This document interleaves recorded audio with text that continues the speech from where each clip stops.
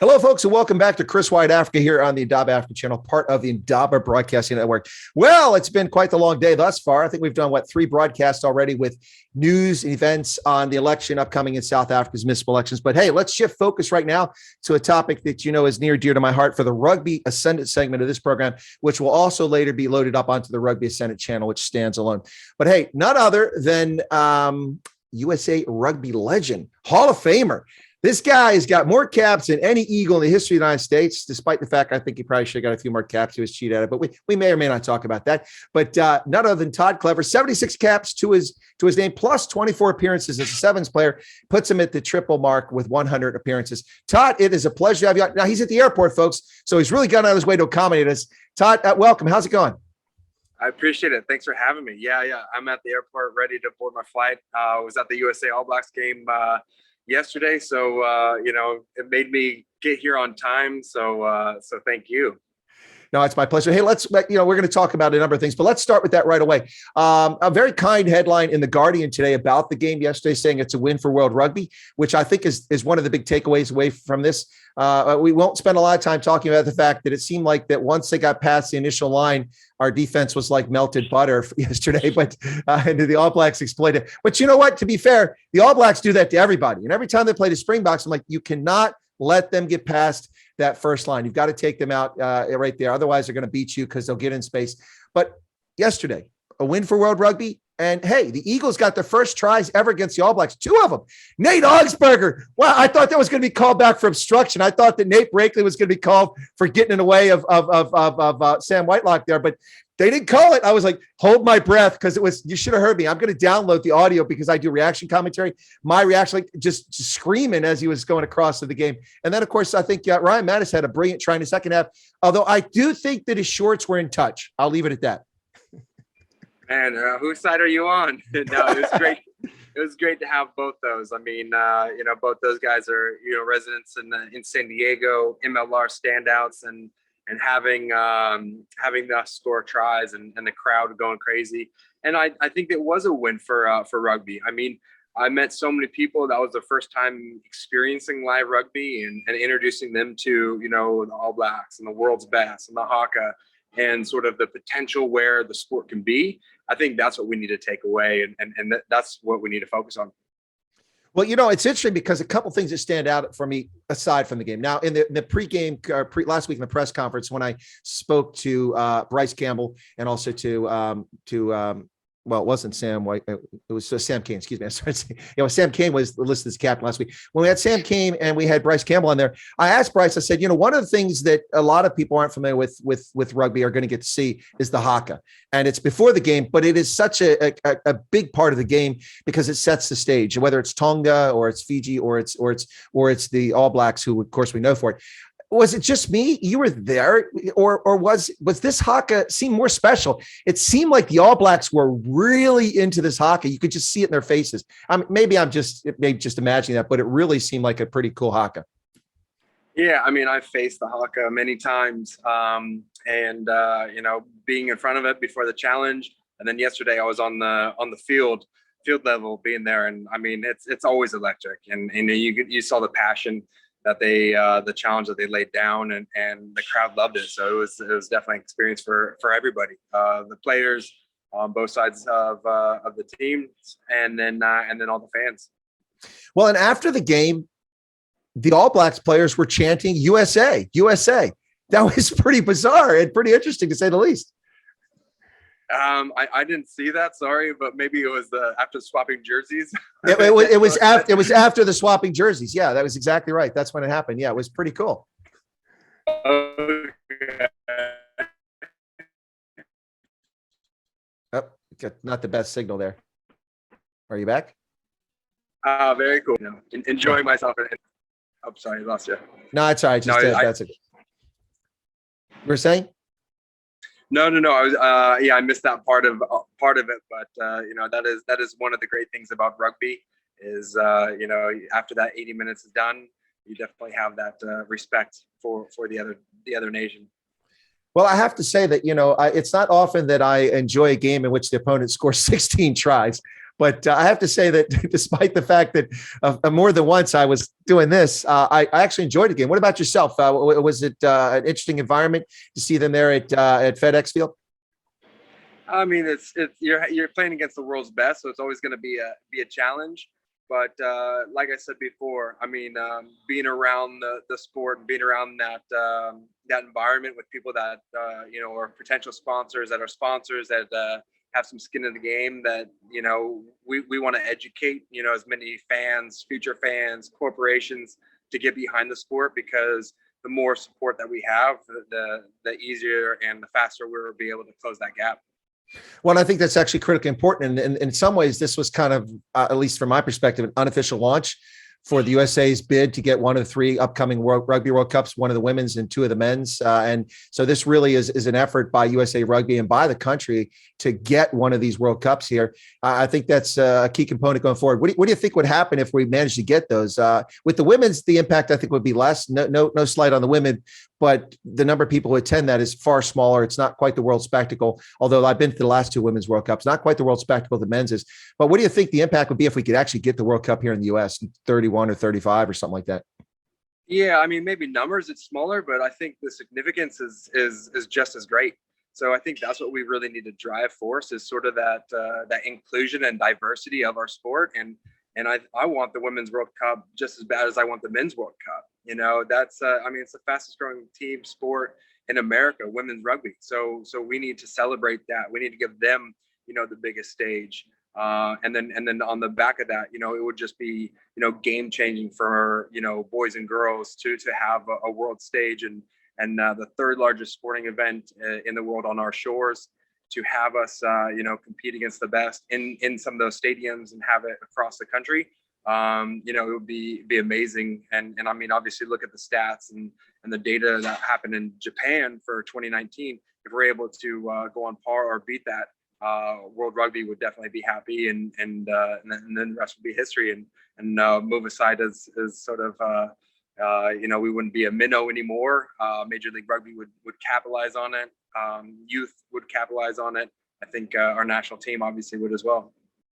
Well, you use a word that I use that some people frown upon, because that's your old school. You've been around for a few years doing this, but the phrase minnow, I've used that before, and no, it's tier 2, not minnow. But let's be honest here. It's a challenge, but we are seeing some great opportunities here. I mean, when we had a test season in which the Eagles have played England, Ireland, and the All Blacks all in the same season, that's unheard of. I mean, one of the complaints I've had about World Rugby for years is that the minnows, or the tier 2 teams and those further down, never get to play against the top competition until the World Cup. And then it's like, the Springboks 87, the Velviches 0, in Auckland. I was there for that game, by the way, in 2011.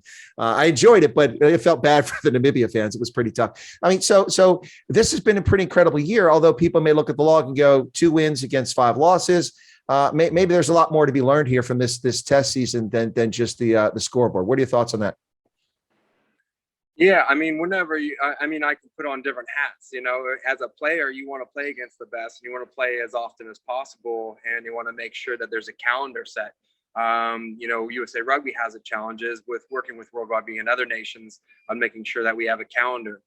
We just need to make sure that we don't disrupt what's we're having and building on our shores, and having it, having our test matches going inside of MLR. So we want to, constantly have a good calendar where, our guys are playing year round, but they're also getting enough rest, and give them the best opportunity to perform. I mean, this game yesterday, it was outside of the window, so we're missing some of our top players. But what an opportunity to have some of our local grown talent that are playing on our shores. But we need to we need to keep on working all unison. If that's with World Rugby, USA Rugby, Major League Rugby, and making sure that calendar's right, so we can perform better and keep on achieving good results and many more results. You made a good point there, which I think not a lot of people realize, is that this was outside the international test window. We see next week the Springboks will be playing in Europe, and then we see the All Blacks also going there. So it was out of the window, but some great opportunity for some debutantes to get their first cap. That was pretty cool to see out there. It was interesting as the game progressed. What takeaways would you take from this game as a fan? All right. I mean, you're a player, you're a person involved in the community in many respects. You got your foundation, but as a fan, what would you take away from this game yesterday? Because if you look at the scoreboard, you're like, what can I take away from this? But there's more to it than that. Yeah, I mean, it depends if you're watching on TV, on a computer, if you're there live. Yeah, I mean, it's I'm sure you were entertained, that's for sure. I mean, even if you're rooting for USA, cheering for USA, and you saw all the tries come in, I mean, you got to understand the brilliance of all the hard work tries and just finesse that they had. I mean, All Blacks are another level. I mean, sometimes it looks like you're playing against 25 players rather than 15. Just with the support and everybody's knowing the role, doing the role, and running those lines. So it was really impressive to see. So you just saw some some of the commentators at Champagne Rugby. Well, I have to say that, it's always the frustrating thing because, God, look, and this is not a secret to my support audience. I cannot stand the All Blacks. I'm just, it's like the Dallas Cowboys. You got to be a hater on the best team out there. Although technically it's still the Springboks. But anyway, but seriously, I have nothing but respect for them. And yesterday I'm like, no, this scrum, they're gonna get it out wide. They're gonna score. But little did I know they're going to take it on the short side of the field and stretch down. There goes Bowden Barrett. It was, they get space and they know. And every time that they're going, there's always 3 or 4 guys trailing on lines. They're right behind them. And so you really are in a tough spot here when you play the All Blacks. You can't let them get any space, but the Eagles never gave up. They played really hard. And I think that, a couple players had outstanding days that I'd like to point out. Hanko Hammershøis, I thought, had a brilliant game. Also, Luke Carty had a pretty good game, although he looked a bit tired late in the game. He's kicking the ball so much there, trying to get down the 5-meter line. But I think he had a really good game. His line drive kicks, I think, are pretty good rather than those high ones people are arching up there. And then Nick Savetta, he must have had 7,000 tackles. At least that's what it looked like. Yeah. I mean, if you're going to point out, just congratulations for the new debutants, coming. Hopefully they'll get many more. It's a game that they'll always remember, and it's a game that everybody on that field will remember, and especially the coaching staff and management. I mean, it's a very enjoyable thing. So I just want them and to enjoy it and soak it in, because it's one of those games that you'll never forget. Well, here's a question for one of my viewers, and here's I'm not reticent to ask a question. I'm never reticent to ask any question, but let me frame it first, okay, Todd? So, of course, I'm a major supporter of Major League Rugby, as I know you are. I don't know if you have an official role working with Major League Rugby, so I don't want to put you on the spot. That's why I said let me frame it. So, my guest asked the question, which is a fair question. Todd's thoughts on artificial turf, NFL players dropping like flies. Well, we saw in the United Rugby Championship, Johan Hussen went down with an ACL or MCL injury that was clearly attributed to turf. Turf is tough, but the reason I don't want to put Todd on the spot is that Major League Rugby plays on a lot of artificial turfs at the moment, and I'm not a fan. I imagine most rugby players aren't. I remember watching Peaches, Mike Petrie, up there in Coney Island, coming off those turf burns that first season when they played on a baseball field. I'm like, oh my goodness, that's in. And then you saw everybody starting to tape up after that. But do you want to comment on the artificial turf as a player, or any thoughts on it? Yeah, I mean, they're getting better. Technology and the player welfare is getting better, but there's definitely got to be a level of newness. What G you're allowed play, but some of those that they're letting them play on Major League Rugby or training, it's just not safe. So I think World Rugby, MLR Rugby, any of the professional, they should definitely be graded and agreed on. Is this safe? Is this going to be okay? I know that they brought in, you can wear tights now for it. I mean, I enjoy playing on turf and training. Not every single day of the week, but if it's a couple times, what's going to happen. But after a while of training on it, even it's a bit tough. Playing on it, it's not ideal, but you get some that's kind of how it is, but it's definitely got to be a quality. You gotta play on the quality stuff. Well, actually, Atlanta has a pretty good quality artificial turf. That's a pretty good one of the better ones. I've seen that a few times down there. Now, I haven't seen this in a while. Deborah Morey, who's in South Africa, says, "Captain America, well done for recognizing and encouraging the newbies." Wow, that's a nice statement there. Haven't heard that nickname called out in a while. So listen, Todd. It's interesting with what's been happening here. I've been telling people that rugby's serious. It's been a serious thing in the States for a long time, but for the longest time, of course, we didn't have professional rugby. Pro rugby was a one season effort to try it, and now we got Major League Rugby. But prior to that, rugby's always been big at the club level and at university here in the States, and people outside the U.S. didn't realize that, but you know that. And now we have Major League Rugby. We have professional sport, and hopefully it'll continue. Just completed its first season where they had two full conferences and able to have a championship from two conference winners, Atlanta and LA, with some big names playing on both sides. What do you think about the sport of rugby? Is it in good shape in the States? I know you said earlier it's the fastest growing course. It really is the fastest growing team sport in the world, not just the USA. Where are we going with rugby in the US? Is it going to keep getting bigger? Are we going to have a big explosion one day? Yeah, I mean, it's I think rugby in America is in a interesting space, and it can go either ways. I always knew we're missing a huge piece of our puzzle for the national team to be successful and for us to take it serious, and that was professional rugby. And Major League Rugby is picking up. We have great owners in each of the franchises that not only have good rugby hearts, but they have great rugby and business minds that need to take it forward. So sometimes in the past, or some organizations, it's just all rugby love, and you have a little bit.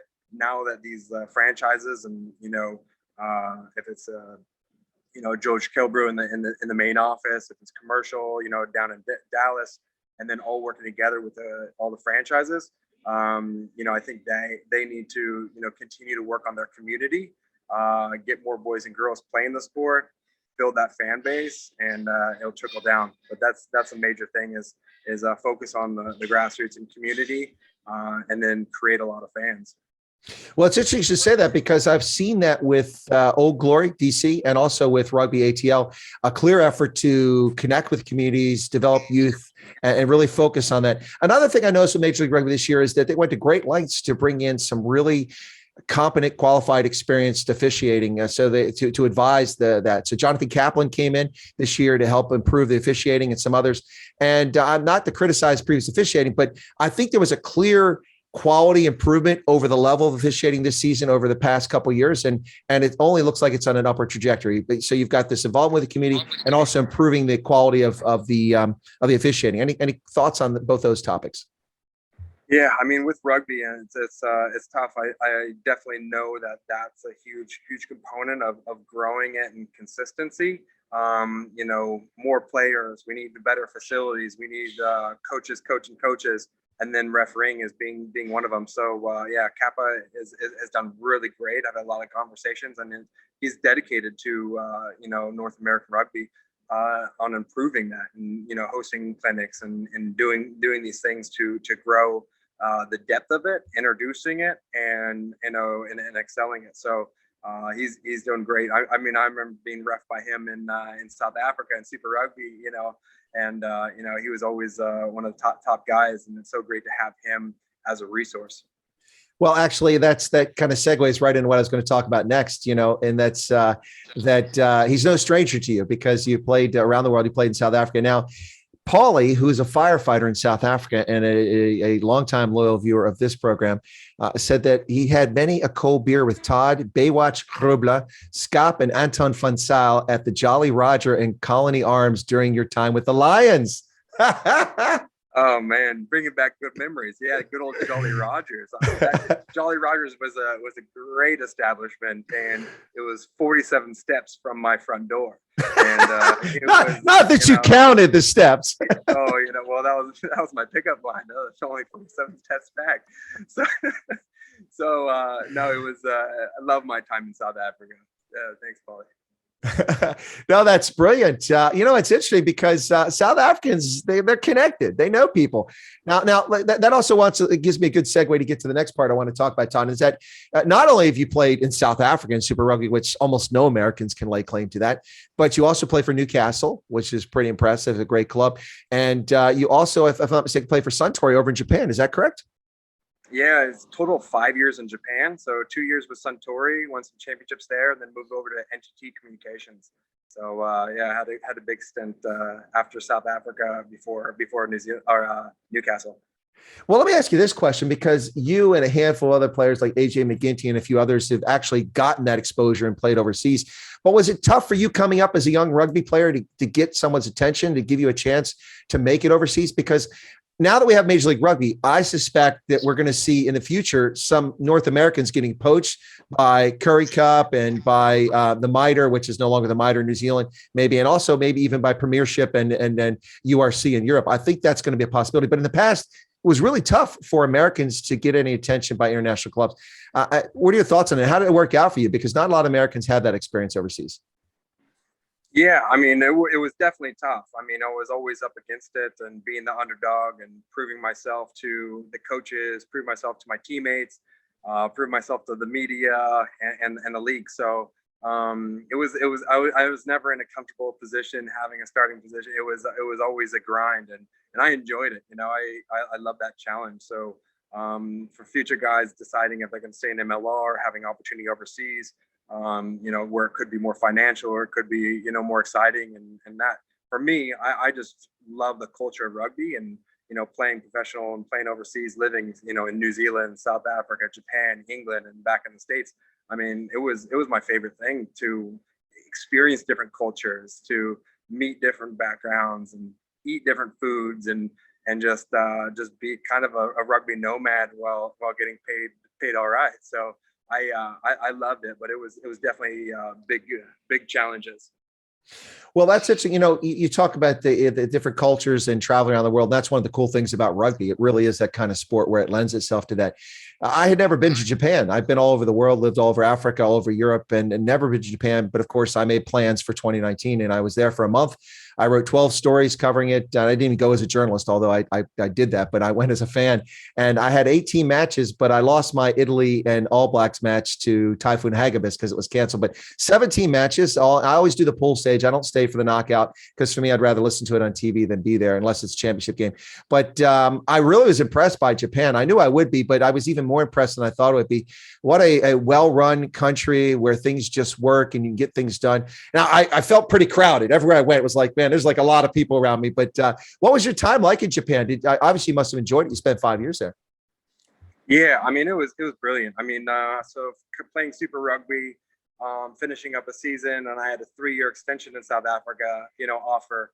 And then Eddie Jones came up and offered me, you know, a 2-year contract with Suntory. So I, you know, went there. I was going to come back to South Africa, but, you know, just financially, how it worked calendar wise of being able to be with the U.S. team, not miss any games. And that was a big decision of, you know, staying on and playing with the Eagles.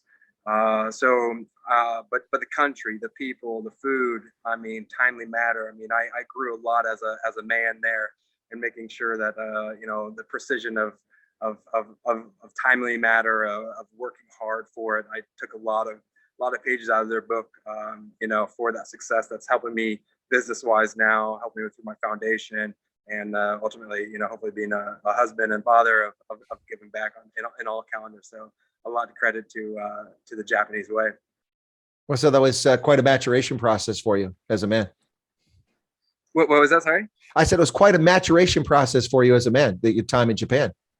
Yeah. Oh, absolutely. I mean, yeah, I lived there 5 years, more there than anywhere else in my other contracts. Well, you know, it's I'm sure that Eddie Jones didn't let you get by with anything easy. I mean, he's quite an impressive coach. He's won everywhere he's gone.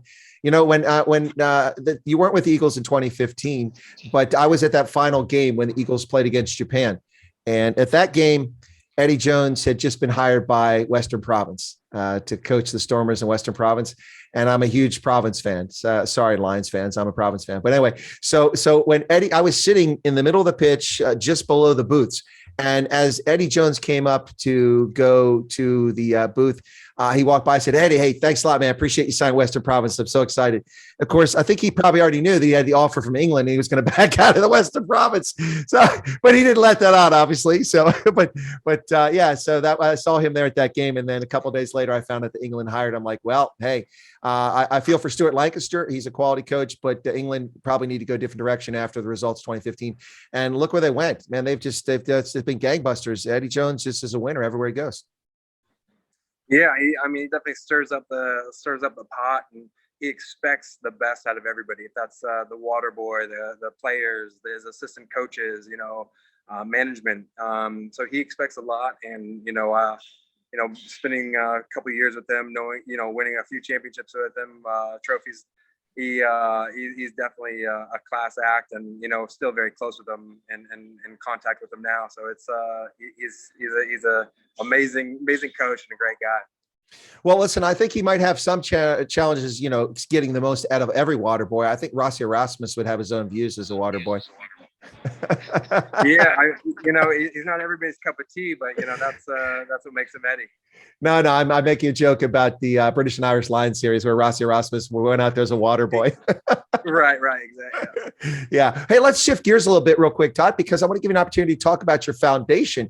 You've got a foundation, the Todd Clever Foundation, if I got the name correct. And I don't think a whole lot of people know it. It's certainly not globally. Can you tell us a little bit about what the foundation is and what you hope to achieve with it? Yeah, I mean, being part of rugby and what rugby's given me, I have an absolute pleasure, and I'm so honored to be able to give back to the sport. So, it's uniting and supporting rugby, and giving jersey grants, ball grants, giving scholarships, domestic and overseas, and just really being a pillar of and being acts of service. I've sat on the board for USA Rugby. I did a lot of work for World Rugby and Olympic stuff. And, if you're just one person and you have an idea, you want to do something, there's a lot of things and barriers and things to get things done.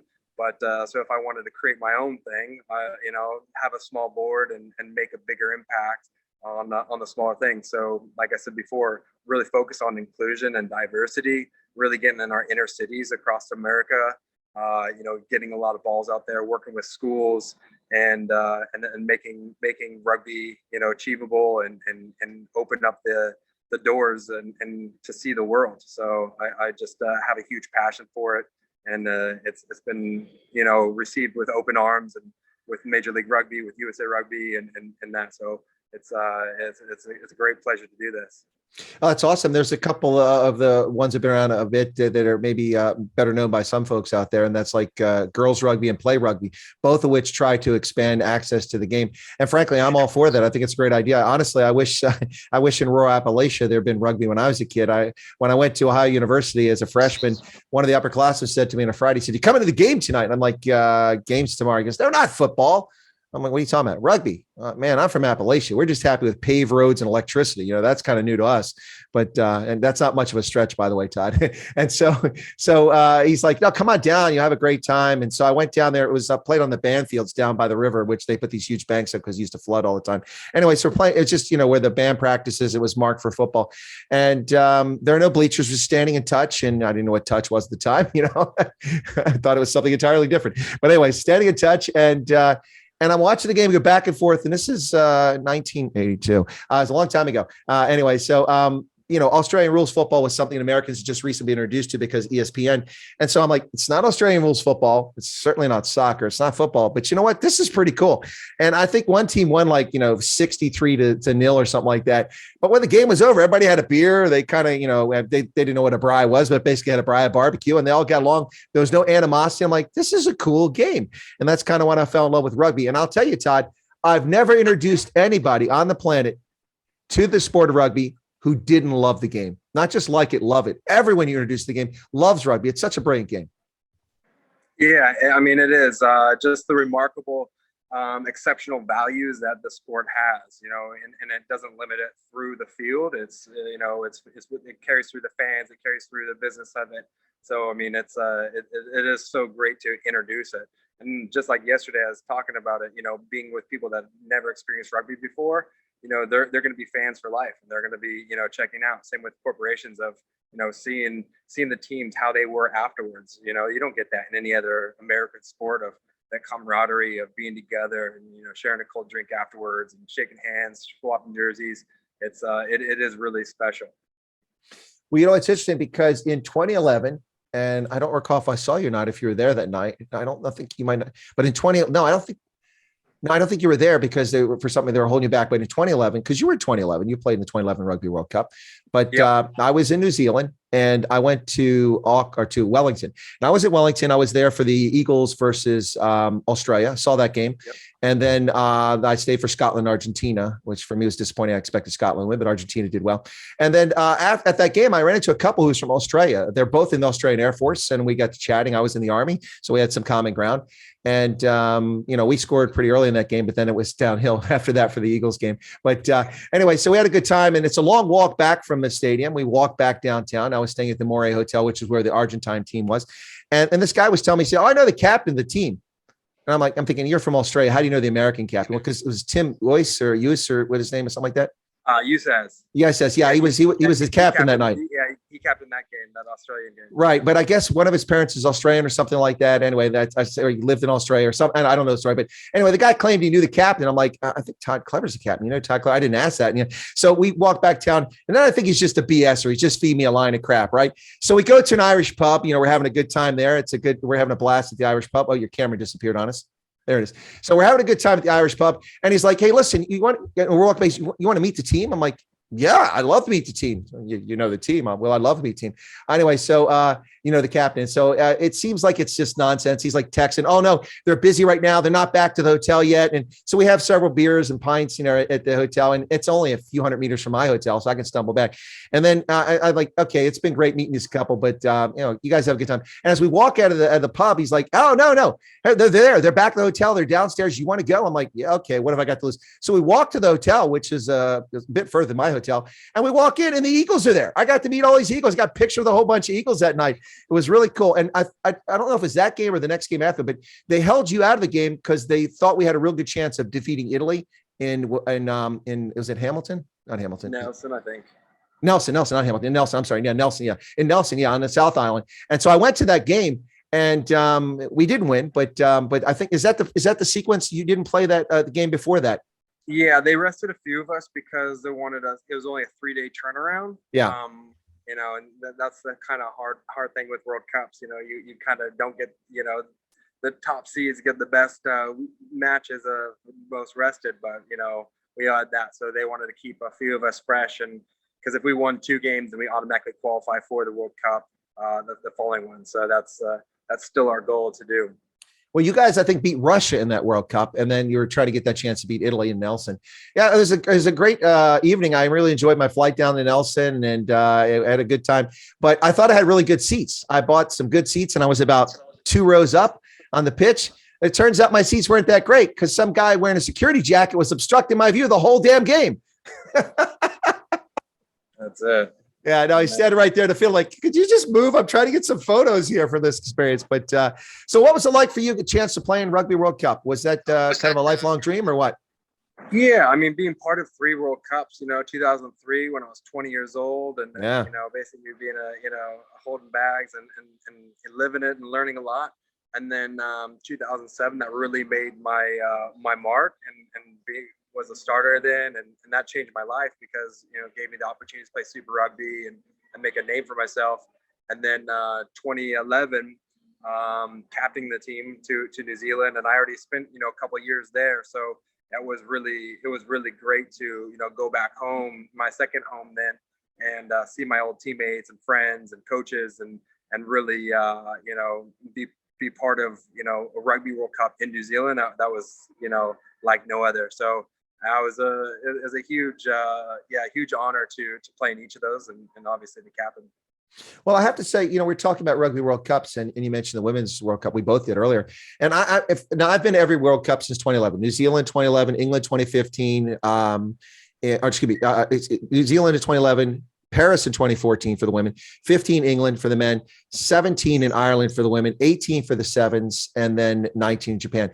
And I would have to say, from my experience, it's been building on success after success after success. The spectacle has been better and better. The women's in Paris was okay, but the women's in Ireland was brilliant, and I'm sure it's going to be even better next time.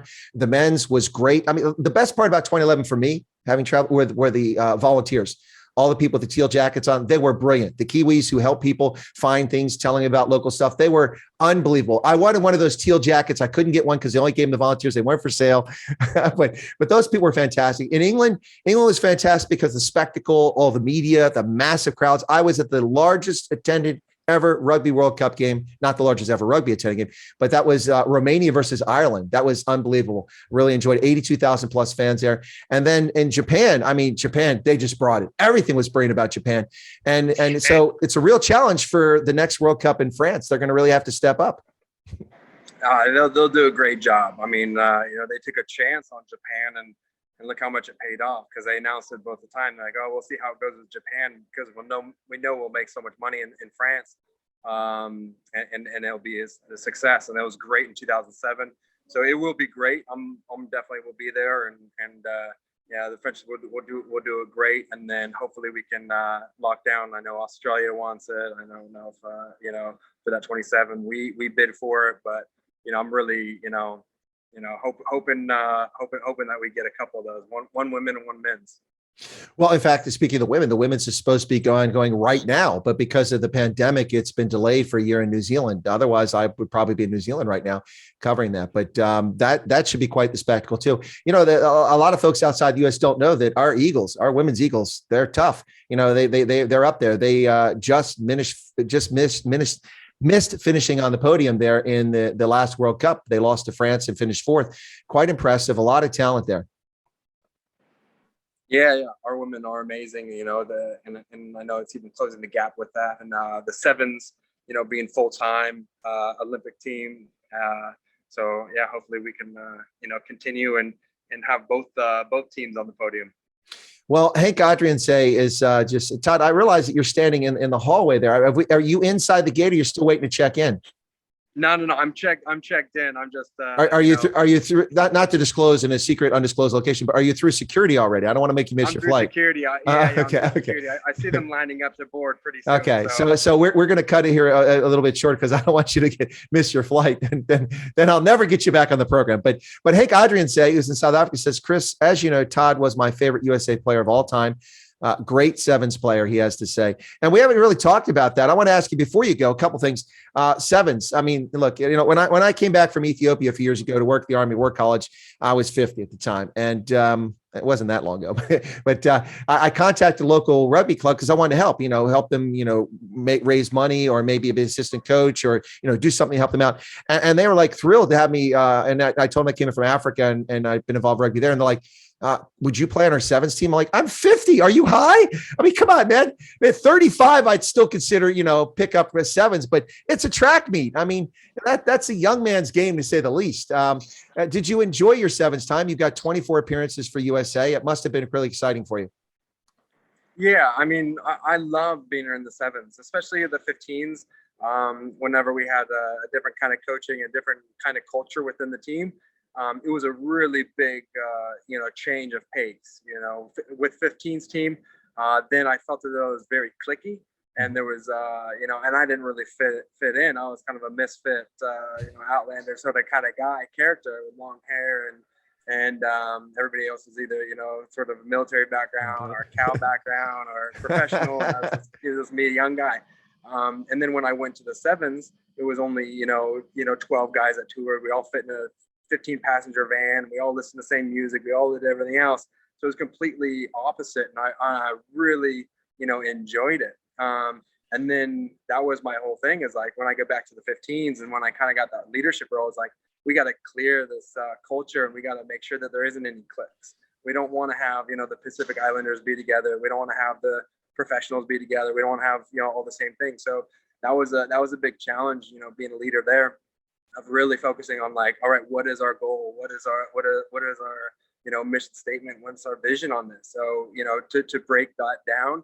So, and then that was, just surrounding and traveling the world doing both.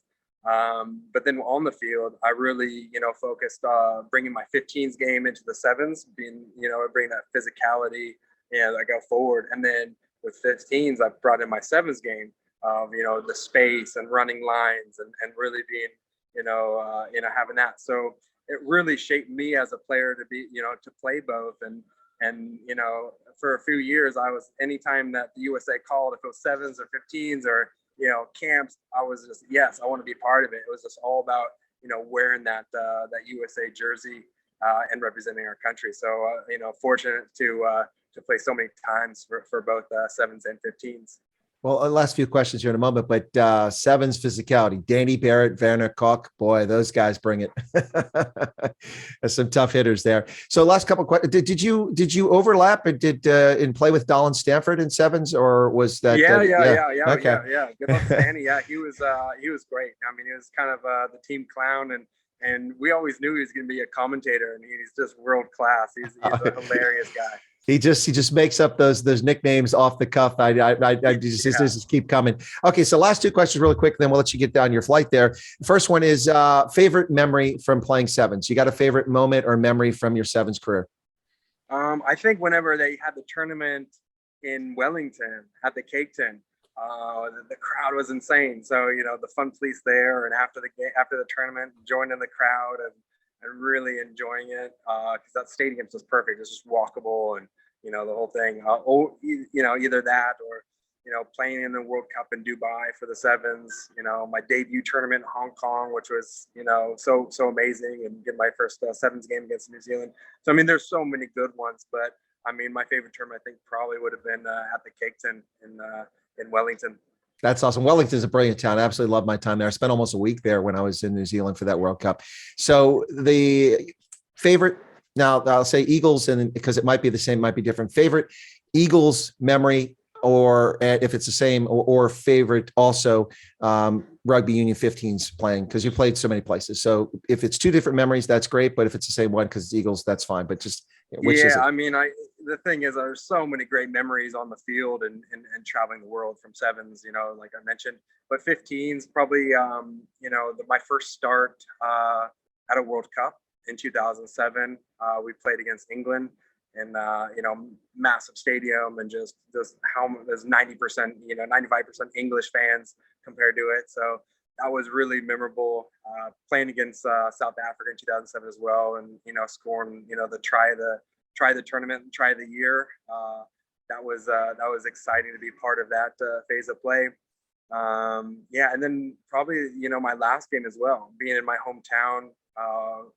Beating Canada, put 50 points on Canada, and qualifying as America's one for the first time, and retiring on that phase, and having my daughter and my family all there supporting, and friends.